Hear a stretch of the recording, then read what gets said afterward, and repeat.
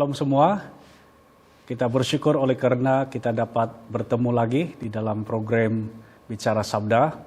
Dan perkongsian yang saya mau sampaikan adalah kesinambungan dari pelajaran dari mentoring New Generation Leaders, di mana pada hujung tahun yang lepas saya sudah menyampaikan 2 sesi, yaitu kita telah belajar tentang pemimpin seperti anak panah, dan juga kita telah belajar tentang pemimpin adalah kunci.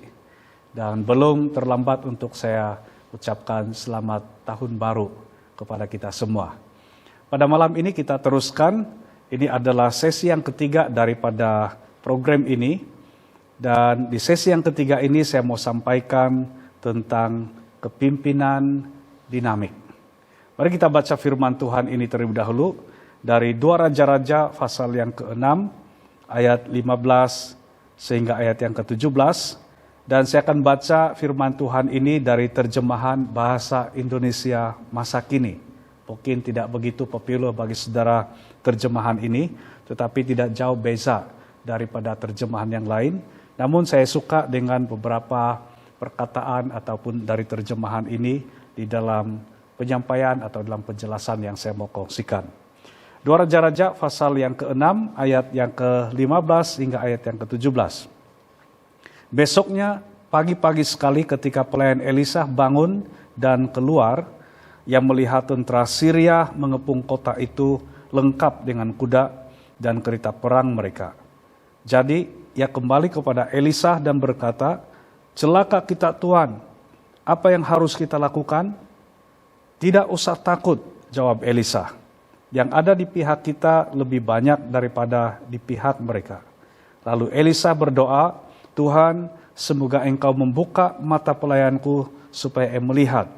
Tuhan mengabulkan doa Elisa sehingga ketika pelayannya itu menengok, dilihatnya gunung itu penuh dengan kuda dan kereta berapi mengelilingi Elisa.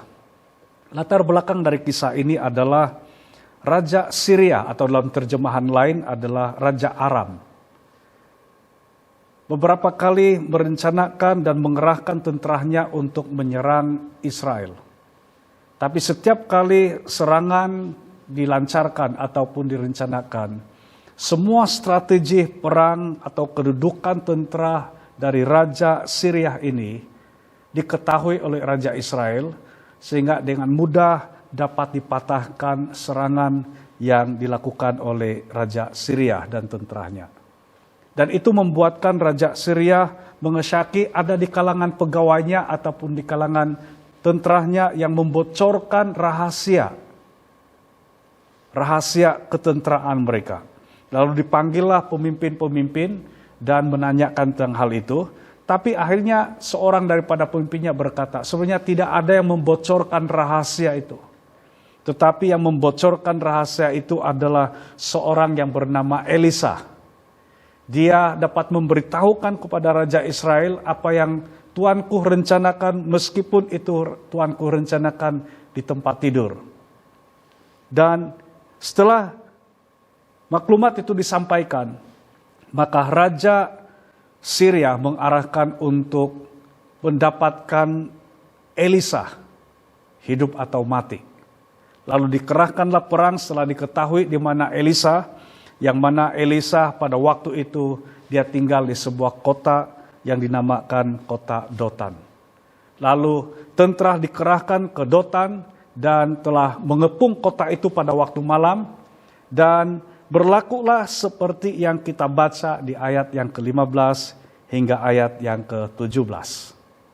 Namun kalau kita baca keseluruhan daripada kisah ini, ya sangat luar biasa sekali, di mana orang utusan raja untuk bertemu dengan Elisa, untuk menangkap Elisa, akhirnya bila Elisa berdoa supaya mata mereka dibutakan, Elisa membawa orang ini sampai kepada Raja Israel, dan mungkin ada laluan rahasia, dan setelah berdepan dengan Raja Israel bertanya kepada Elisa sama ada dia bunuh atau tidak tentara itu.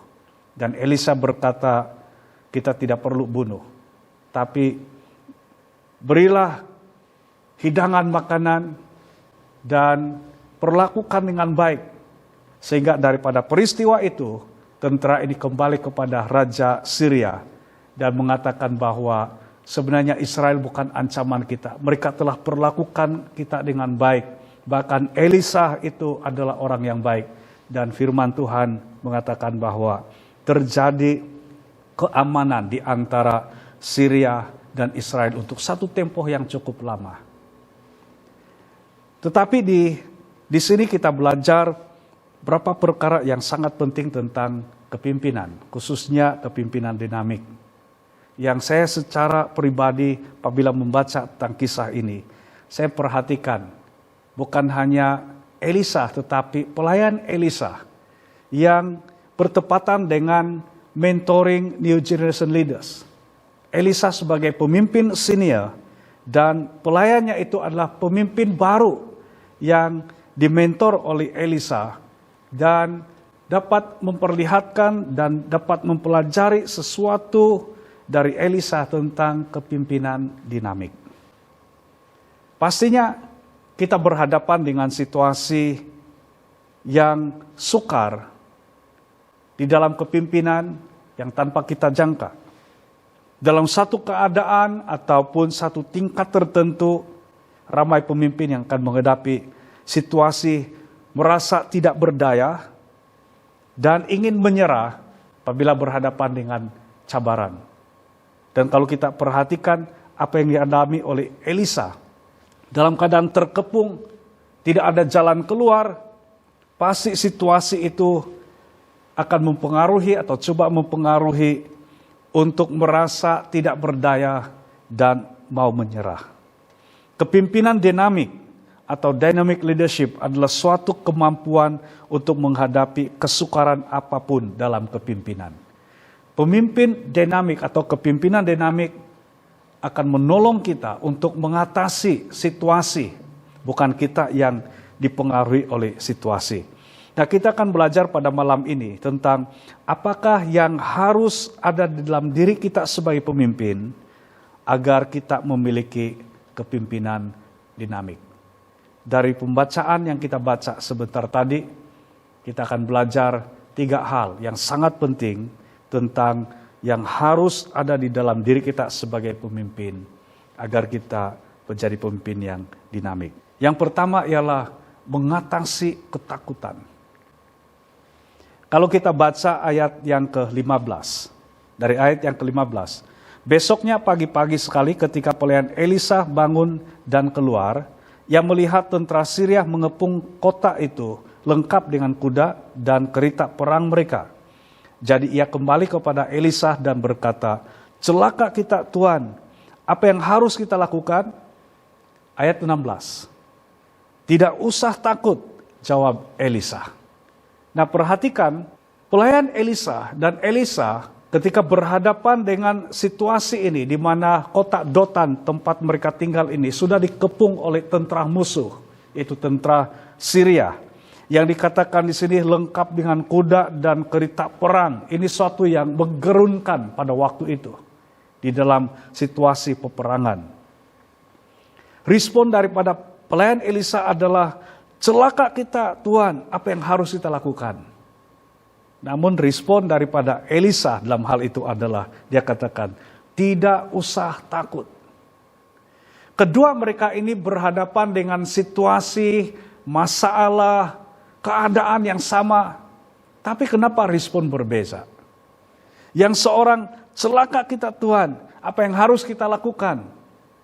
Namun Elisa, dia katakan, "Tidak usah takut."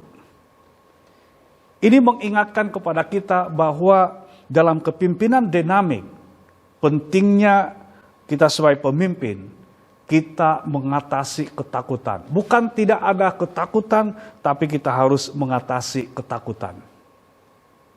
Kenapa? Karena ketakutan adalah pembunuh potensi pemimpin. Contohnya kalau ini adalah label, di mana perkara yang kita takuti.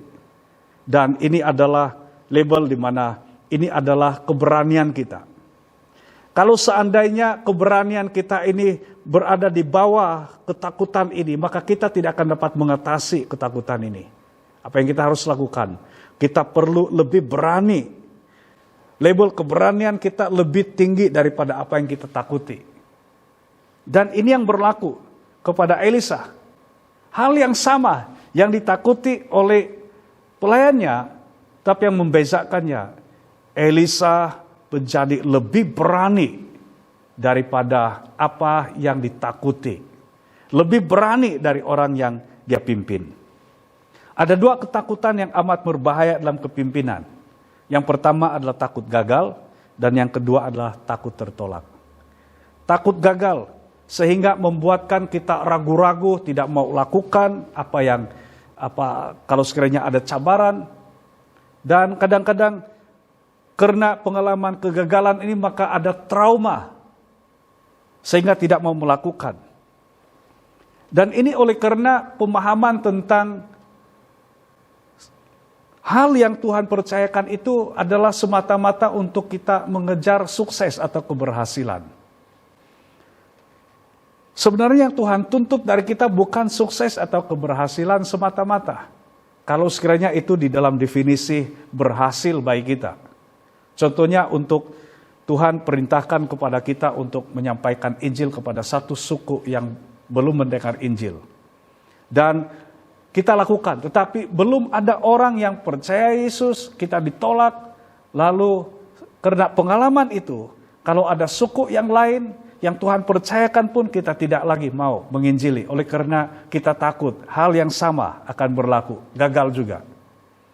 Tapi sebenarnya yang Tuhan mau dari kita adalah lebih daripada sukses. Yang Tuhan mau dari kita adalah kita taat dan kita setia kepada apa yang Tuhan percayakan kepada kita. Meskipun belum terlihat sukses. Dan apabila kita melihat tentang hal ini, maka tidak ada alasan untuk kita takut dalam kegagalan, oleh karena kita berhasil mentaati Tuhan dengan setia. Takut ditolak. Kebanyakan orang atau kebanyakan pemimpin mudah kompromi apabila mulai dikuasai oleh takut tertolak ini. Contohnya kalau di dalam satu kepimpinan yang mana itu melibatkan pemilihan, ada pengundian. Maka kadang-kadang pemimpin yang inginkan jabatan ini coba menawarkan apa yang diinginkan, apa yang diharapkan oleh pengundi-pengundi, ataupun banyak kompromi dengan orang-orang yang dia pikirkan akan beri sokongan kepadanya, dan mengorbankan apa yang sepatutnya dia lakukan sebagai pemimpin, sebagaimana yang Tuhan inginkan. Karena dalam hal ini sebenarnya kita tidak perlu takut tertolak, karena lebih baik ditolak oleh manusia daripada ditolak oleh Tuhan.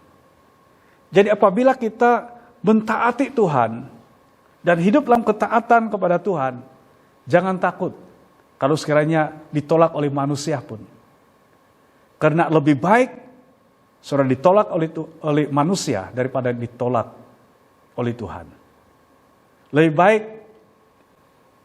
daripada saudara diterima oleh manusia dan lebih malang kalau sekiranya saudara ditolak oleh Tuhan sendiri. Pemimpin harus lebih berani, tapi itu bukan berarti tidak ada rasa takut ketika orang yang dipimpinnya dalam ketakutan. Jadi seperti ini, sebagai pemimpin kita perlu ada keberanian lebih daripada orang yang kita pimpin.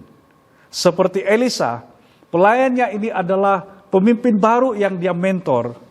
Dan Elisa perlu lebih berani daripada dia. Bayangkan kalau sekiranya pelayannya ini berkata, celaka kita Tuhan, apa yang harus kita lakukan?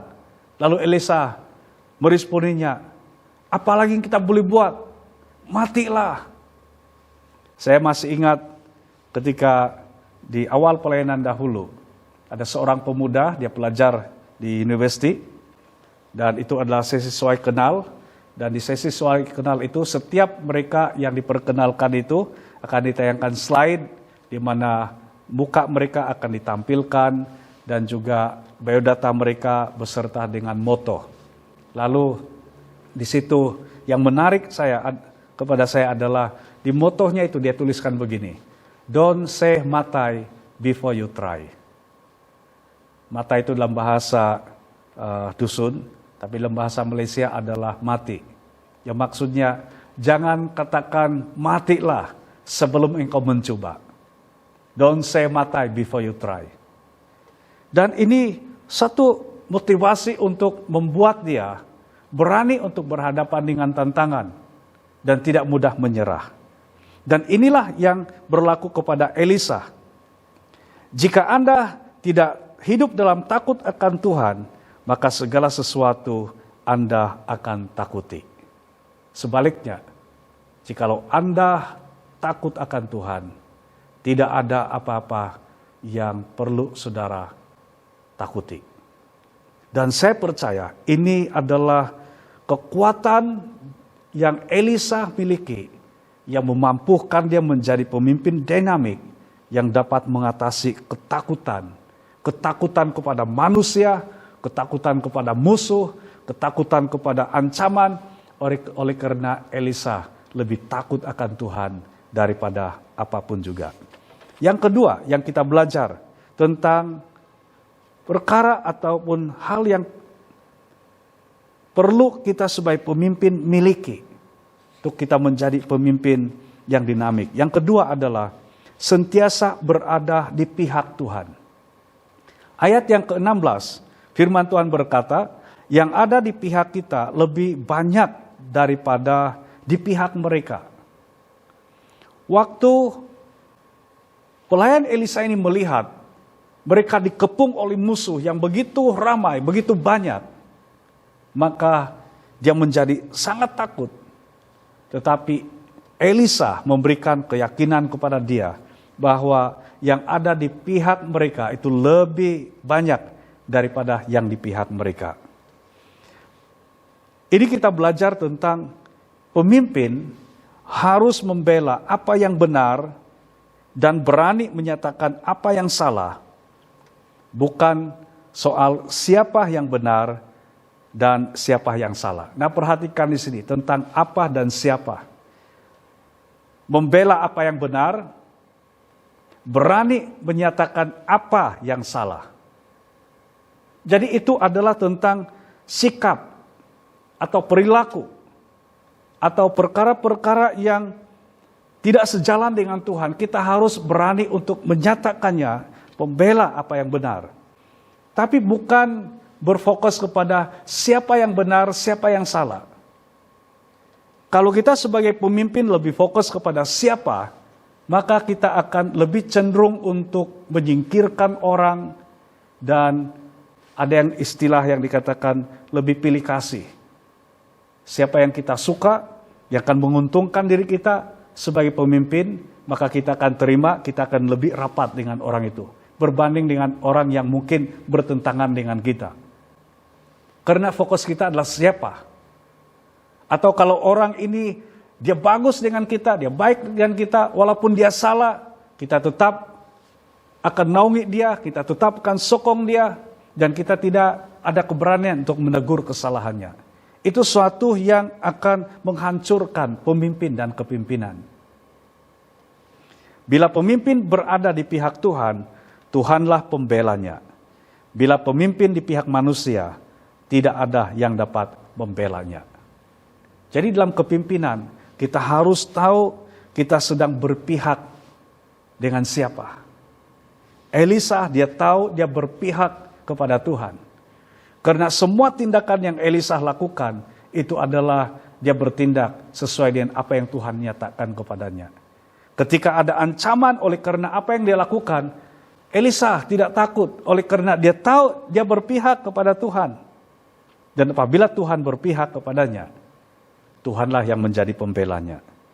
Jika Anda di pihak Tuhan, tidak ada sesiapapun yang dapat menggugat Anda, karena Tuhan sendirilah pembela Anda. Ini suatu yang sangat luar biasa sekali Dan sebagai pemimpin, kita perlu sentiasa letakkan diri kita di pihak Tuhan sendiri. Jangan biarkan kita terjerat untuk berlawanan dengan Tuhan. Tapi kita harus setia berada di pihak Tuhan. Yang ketiga, dan ini yang terakhir. Yang ketiga yang kita harus miliki menjadi pemimpin dinamik atau kepimpinan kita dinamik adalah memiliki visi yang jelas. Ayat 17 firman Tuhan berkata, lalu Elisa berdoa, Tuhan, semoga engkau membuka mata pelayanku supaya ia melihat. Tuhan mengabulkan doa Elisa sehingga ketika pelayan itu menengok, dilihatnya gunung itu penuh dengan kuda dan kereta berapi mengelilingi Elisa. Ini suatu yang sangat menarik sekali. Pada waktu pelayan Elisa melihat pihak musuh telah mengepung kota Dotan di mana mereka tinggal, dia cemas, dia takut, dan dia merasa tidak ada jalan keluar. Kalau bahasa biasa yang kita gunakan itu matilah, celaka. Tetapi Elisa dapat menghadapi itu dengan begitu tenang. Elisa berkata, tidak usah takut. Yang ada di pihak kita lebih banyak daripada pihak mereka. Tapi masalahnya, perhatikan di sini. Pelayan Elisa tidak melihat apa yang Elisa lihat. Lalu Elisa berdoa supaya Tuhan membuka mata pelayannya ini, supaya dia bukan hanya melihat sekedar apa yang dapat dilihat oleh mata kasar, tetapi melihat jauh daripada apa yang dapat dilihat oleh mata kasar. Dan Tuhan membukakan mata pelayan Elisa ini sehingga dia melihat bahwa sebenarnya mereka tidak bersendirian. Mereka bersama dengan bala tentara sorga sendiri yang membela mereka, yang berjaga-jaga kepada mereka. Dan saya percaya pelayan Elisa ini mengalami suatu perubahan menjadi seperti Elisa, tidak lagi dikuasai oleh ketakutan, dan dia tahu bahwa Tuhan berpihak kepada mereka. Karena kenapa? Dia melihat seperti apa yang Elisa lihat. Ini sangat penting dalam kepimpinan. Karena penglihatan itu berbicara tentang visi. Visi ialah tentang kita atau gereja atau organisasi yang kita pimpin atau orang-orang yang kita pimpin. Kita mau menjadi apa? Mereka ini akan menjadi apa? Gereja kita menjadi apa? Demikian juga dengan bicara sabda ini. Ada visi yang jelas yang Tuhan telah berikan kepada pemimpin-pemimpin atau pengasas di dalam bicara sabda ini. Sehingga orang-orang yang melihat hal yang sama ini bergabung dan menjayakan ini tanpa rasa takut, tanpa rasa gentar, tanpa lelah. Karena kenapa? Mereka melihat visi yang sama. Dan sejak daripada awal bicara sabda ini bermula, sampai sekarang, ia telah menampilkan berapa ramai hamba Tuhan, anak-anak Tuhan yang dipakai Tuhan untuk menjadi berkat. Yang saya percaya pada hari ini bukan lagi ratusan orang, tapi ribuan orang yang telah diberkati melalui bicara sabda ini. Karena kenapa, saudara? Karena ada seorang atau berapa orang yang melihat visi dari Tuhan. Bicara sabda ini akan menjadi apa? Dan orang-orang yang terlibat ini melihat hal yang sama. Dan itu yang menarik kepada saya ketika saya diminta untuk turut terlibat, berkongsi dalam bicara sabda ini. Oleh karena saya melihat visi yang sama, jelas. Visi harus sama dengan apa yang Tuhan telah, sedang, dan akan lakukan bagi gerejanya. Kita harus selaraskan, kita harus menjadi sama dengan visi Tuhan sendiri. Bukan visi kita sendiri, bukan visi gereja semata-mata, tapi visi Tuhan. Pemimpin harus memastikan orang yang dipimpinnya melihat visi itu sama seperti apa yang pemimpin itu sendiri lihat. Elisa melihat bala tentara sorga mengelilingi mereka. Pada mulanya pelayannya hanya melihat tentara musuh. Tetapi pemimpin yang dinamik, dia mengupayakan sesuatu supaya orang yang dipimpinnya dapat melihat hal yang sama yang dia lihat. Dan apa yang Elisa lakukan dalam hal ini? Dia minta Tuhan buka mata pelayanku ini supaya dia melihat. Bukan hanya dari kekuatan kita pemimpin, tetapi tuntunan, pimpinan, pengurapan Roh Kudus yang akan membuat orang yang kita pimpin dapat melihat hal yang sama. Satu hari bulan Januari yang lepas adalah genap 15 tahun kami melayani di SHB Serdang. Apabila saya imbas kembali di hari pertama, di bulan pertama, di tahun pertama melayani di SHB Serdang, pemimpin-pemimpin yang bersama dengan kami adalah pemimpin-pemimpin muda, pemimpin-pemimpin baru, pemimpin-pemimpin yang tidak ada pengalaman. Tapi Tuhan ingatkan kepada saya pada waktu itu, jangan lihat mereka siapa mereka sekarang. Jangan lihat mereka siapa mereka dalam 1 bulan, dalam 1 tahun. Tapi lihat mereka siapa mereka dalam 3 tahun, dalam 6 tahun, dalam 9 tahun, dalam 12 tahun.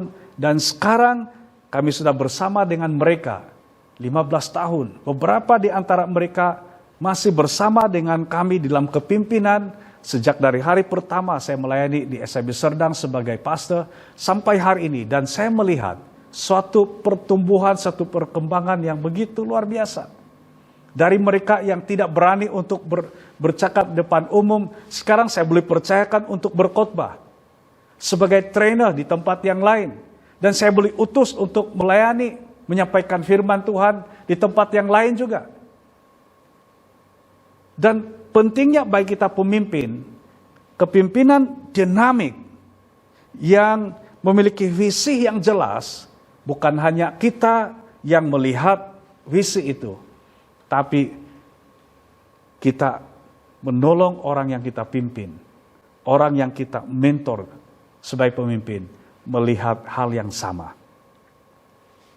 Pemimpin yang hebat biasanya bermula dari akhir, bukan bermula dari awal.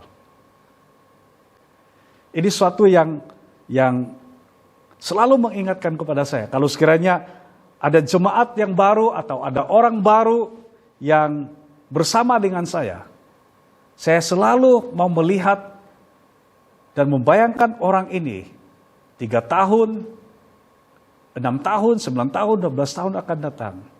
Siapa dia akan menjadi? Dia akan menjadi apa?